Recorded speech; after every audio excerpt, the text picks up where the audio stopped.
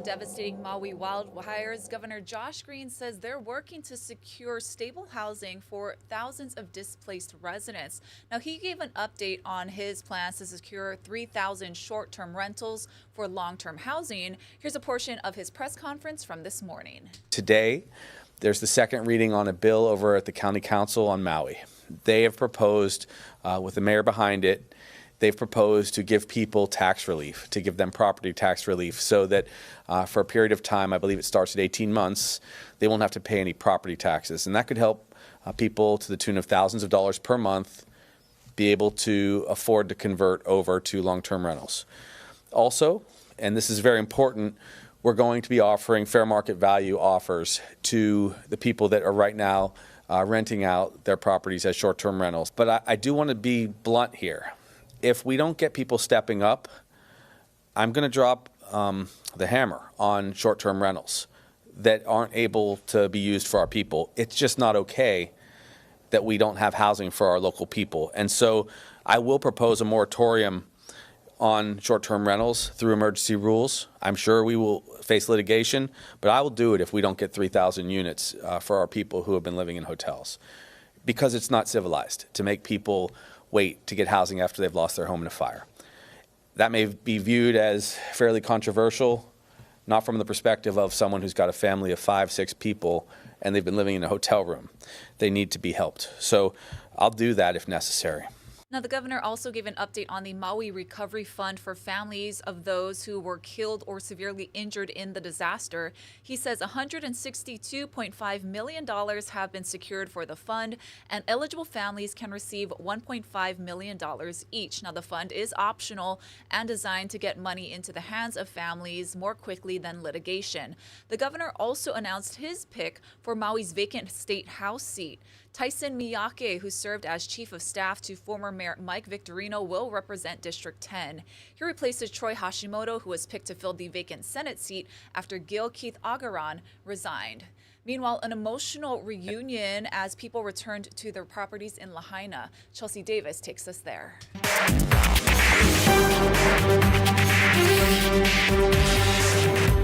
So this is the entrance to my neighborhood right here. Lahaina resident Sean Bougie Sarabe takes us to his neighborhood off Lahaina Luna Road. He says many of his neighbors didn't make it. I miss him looking at me.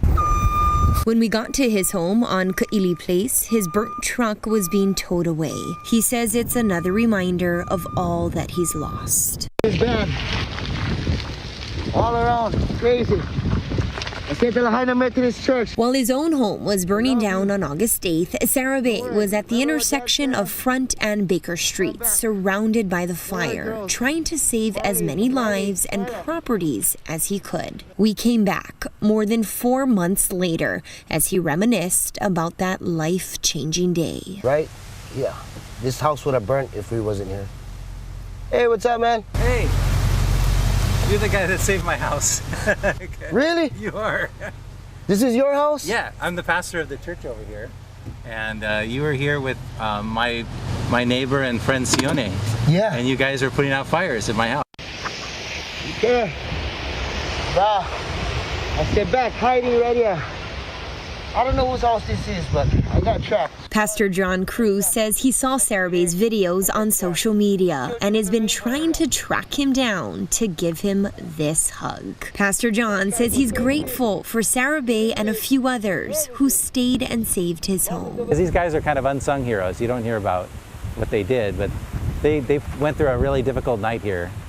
And some of them tried to save people and buildings and stuff. I love you guys. I hope you safe out there. Sarabe says the memories of that day are still vivid. And even though he lost so much, he's grateful he could bring some joy to those around him. Reporting in Lahaina, Chelsea Davis, Hawaii News Now. Developing news from overnight of a 2-alarm building fire near Pearl Harbor. This was the scene near the area of Center and Radford Drives just before 2 this morning. You can see the flames emerging from the building there. Military police told our crew on scene that this was a 2-story residential structure from the World War II era that we're told was abandoned.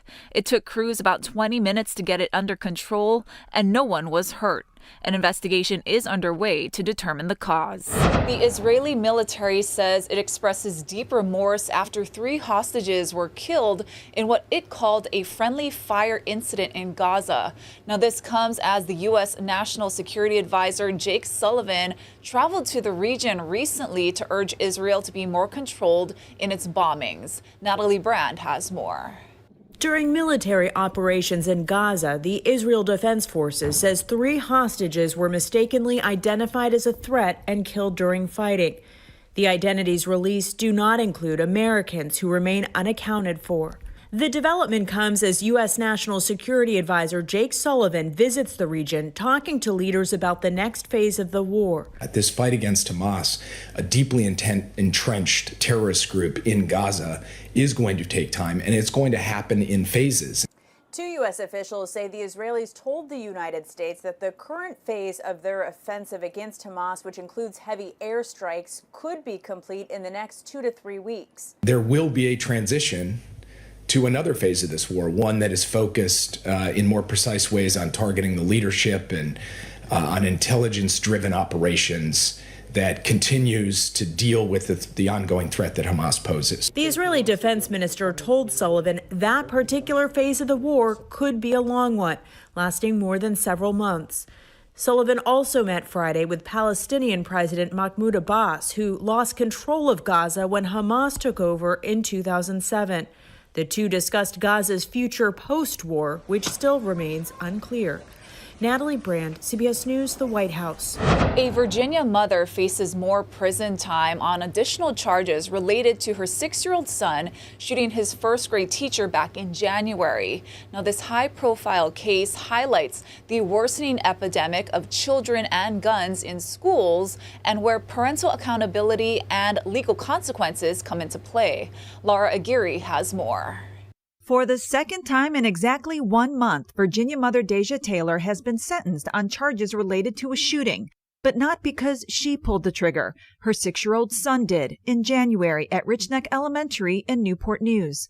The state of Virginia charged Taylor with 1 count of felony child neglect. Prosecutors say she left her gun unlocked and in reach of her first grader, who then took the weapon to school in a backpack, where authorities say he shot his teacher, Abby Zwerner, wounding her in the hand and chest. Taylor pleaded guilty to 2 federal charges earlier this year related to the case, including that she used drugs while possessing a firearm. She was sentenced to 21 months in November. At that time, Taylor's attorney said his client was incredibly remorseful. She's filled with guilt.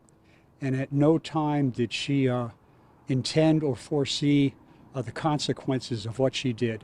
Friday afternoon, Taylor was sentenced on the state child neglect felony charge after pleading guilty last month. Prosecutors say her young son, whom they describe as having extreme emotional issues, will not be charged. Zwerner has filed a $40 million lawsuit alleging Newport News Public Schools and administrators ignored warning signs and the child's history of random violence. I'm Laura Aguirre reporting. Former First Lady Melania Trump made a rare public appearance at the National Archives in Washington, D.C. on Friday. She was there to attend a naturalization ceremony for 25 new citizens from various nations. After they were sworn in, Mrs. Trump shared her long and personal immigration experience from arriving to the U.S. from Slovenia in 1996 and finally becoming a citizen in 2006. The former First Lady did not mention her husband in her remarks, who's campaigning on a hard-line immigration agenda. The United Kingdom's highest court ruled Prince Harry was a victim of phone hacking by Mirror Group newspapers. The Duke of Sussex sued the publisher of the Daily Mirror, the Sunday Mirror, and Sunday People. He alleged their journalists use illicit means like phone hacking or private investigators to gather information about his life over a 15-year period. The judge found that to be the case in 15 of the 33 stories submitted for consideration. Back in June, Prince Harry testified the articles played a destructive role in his adolescence. He was awarded $180,000 in damages. Prince Harry called the win a great day for truth and accountability. Plans to redevelop the new Aloha Stadium are back on track after being derailed last year by financial and political doubts. Now, Governor Josh Green announced the search is starting again for a master development team to build and operate the stadium district. Daryl Huff has more. What makes this deal pencil out for developers is not so much the stadium, but the opportunities for development here. Say between the rail station and the stadium, imagine a giant shopping, hotel, and housing development.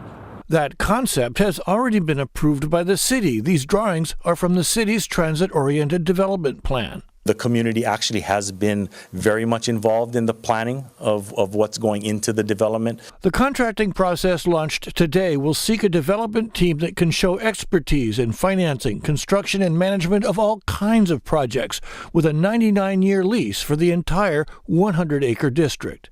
We believe that it's important to find someone who's in it for the long term and not just wanting to come in and out, make some money in Hawaii and leave. We want them to be invested in Hawaii. The timeline is tight. Finalists will be chosen in 5 months, April 2024. The winning team selected that fall and construction in late 2025. The stadium must be ready by August of 2028. The project will be overseen by the Stadium Authority with experts and agencies pitching in.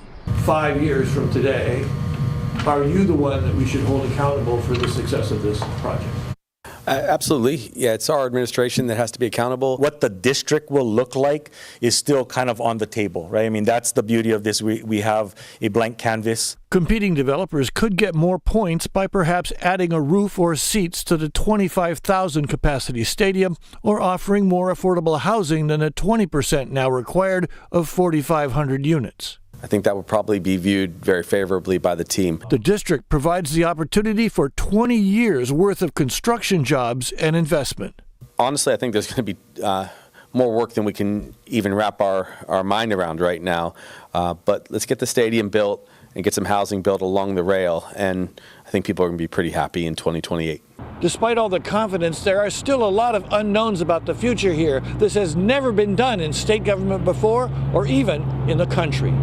Reporting from Aloha Stadium, Daryl Huff, Hawaii News Now. Sticking with our coverage of the new stadium plan, Kyle Chinen is with us.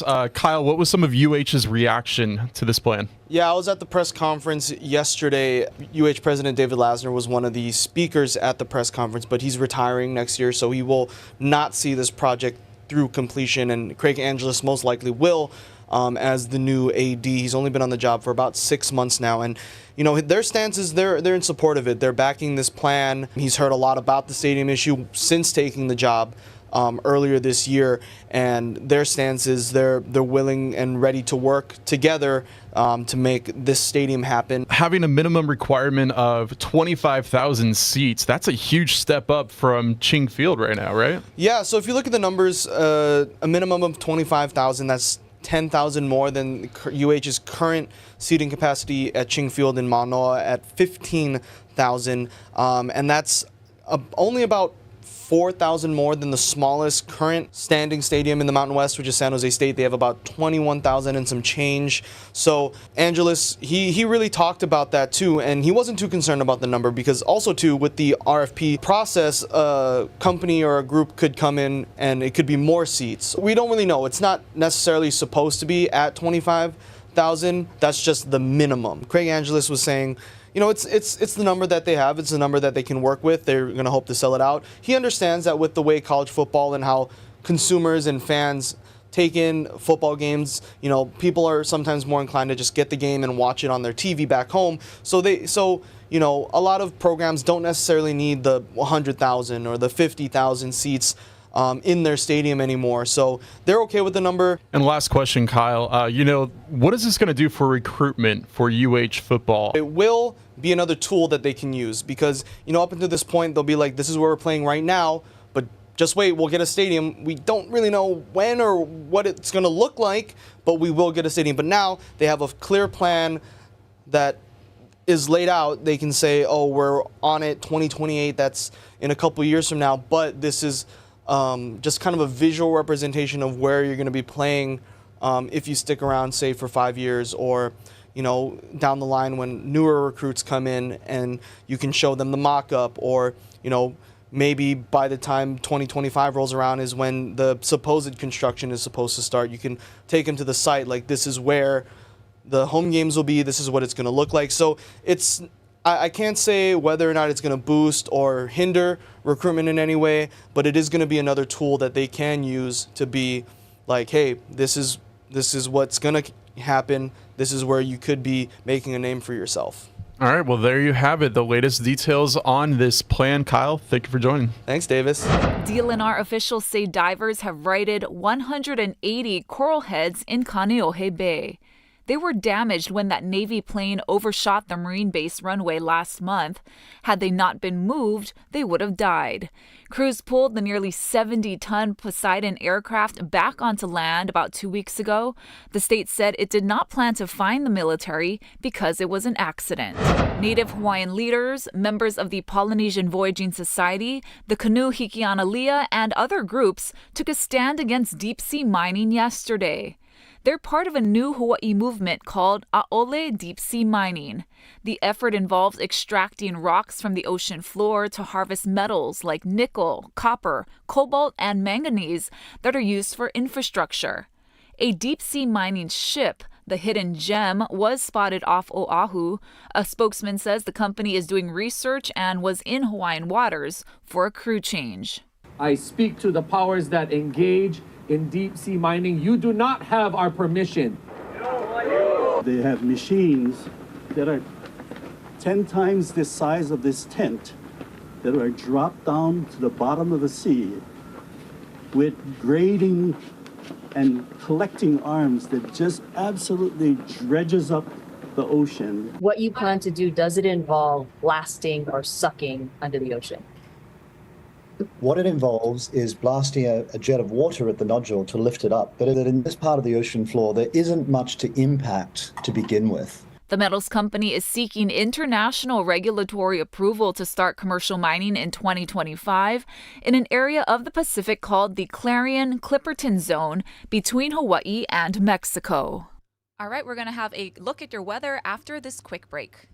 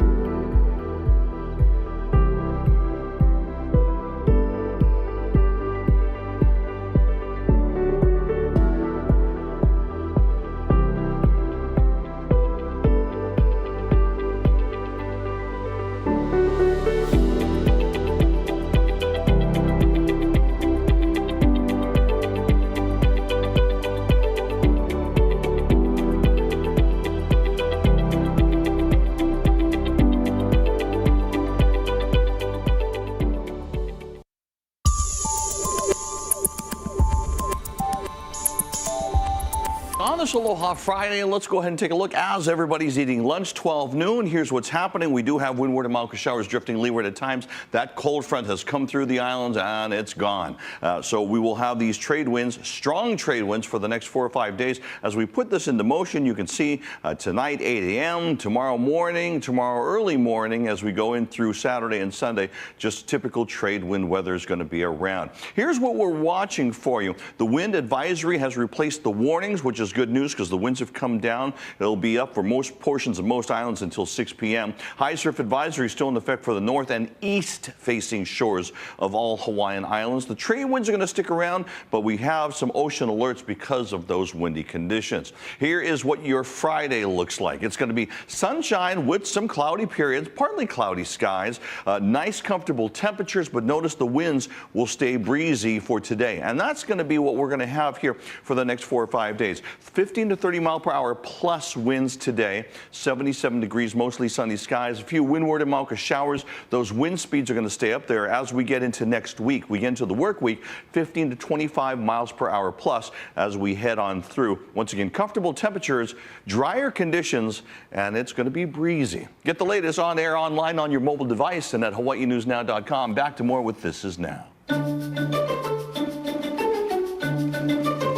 A 10-year-old Australian is taking girls who fly to new heights.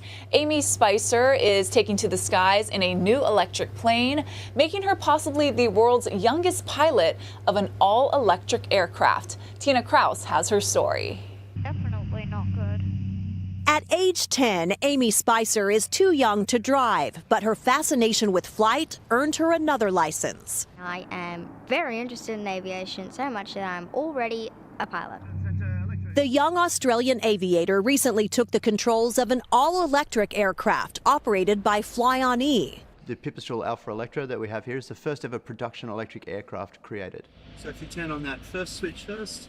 With Western Australia quickly becoming a hub for electric flying, the company trains pilots and campaigns for emissions-free flights down under, an idea Amy is fully on board with. I am very proud to be able to help the future of aviation by lessening carbon emissions and flying electric.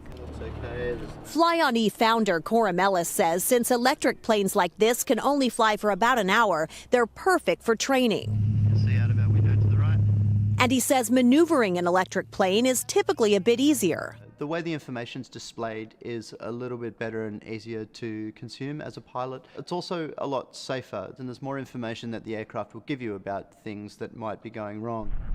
So far, it's been smooth sailing for Amy, who sees sustainable skies in her future. Tina Kraus, CBS News, London. All right, Casey Lund shows us what's new this year at Show Aloha Land. Well, of course, the sun is up here at Show Aloha Land now. She's much better at night, of course, but we were here early in the morning when it was very dark. We were showing people around all the new features that families can look forward to this year, including this double-decker bus imported straight from London. But the real showstopper, my friends, was just down the way here, closer to the stadium, where a challenge was launched between myself and Show Aloha Land's creator, Mike Gangloff from Mira Construction. Things got heated. 3, 2, 1, go. All right, and off they go. Yes, we hit the brand new attraction, the new tubing hill at Show Aloha Land, and I have to admit, my first time down was not what I'd hoped for. He never loses, ladies and gentlemen, he never loses. When your tube comes to a stop. But not to worry, my second time down went a little better for me. I was able to tie things up with Mike, 1-to-1. And then this happened. Watch out for the wall. Come in hot, buddy. Come in hot. Well, Mike smoked me pretty good right off the bat, so I brought in somebody I knew I could beat. We got Sunrise producer Kainoa Enos with us this morning. All right, let's see it, guys. Let's see who's going to win. Kainoa in the lead by just a little bit. Casey bumping across the wall again, but taking the lead at the very end. Oh, Casey. Yeah. All fun and games aside, we reflected on the 4 years of this event, what it started as and what it's become. When COVID happened and the mayor shut down Honolulu City Lights because of the Get Together thing, we had 3 months to put together a drive-through, and it was such a success, and families happy, and it just made us do it again. So second year we did 2 drive-throughs. Third year we started the walk-around area. Fourth year now we got snow tubing. Yeah. I do this because of family, because of community.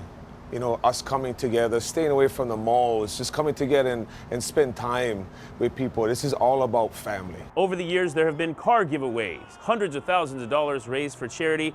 The future now a little uncertain, but Gangloff says he wants to keep things going some way. We just kept going since our 4th annual. It might be the last one. Stadium's going down. And we added this stadium turf in, nice and cushy. So when you're walking up to go sledding, you're walking on the turf. There's the chain plate on. Yeah, That's pretty wild. This is a really cool thing, Mike, that you've done. We want to thank Mike and the whole team at Mira Construction. Again, this is going to wrap up on Christmas Day, so you still have time to get your tickets at showalohaland.com. We have all the information at hawaiinewsnow.com. Reporting at Aloha Stadium, I'm Casey Lund. We'll send things back to you. Looks super fun. Make sure you and your families check it out. Well, happy Aloha Friday, everyone. More news coming first at 4.